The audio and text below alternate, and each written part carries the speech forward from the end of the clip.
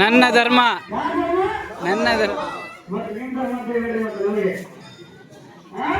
ನಮ್ಮದೇ ಧರ್ಮ. ನಮ್ಮ ಭಾರತ ಮಾತೆಗೆ ಗೌರವ ಕೊಡೋದು ಯಾವ ಧರ್ಮ?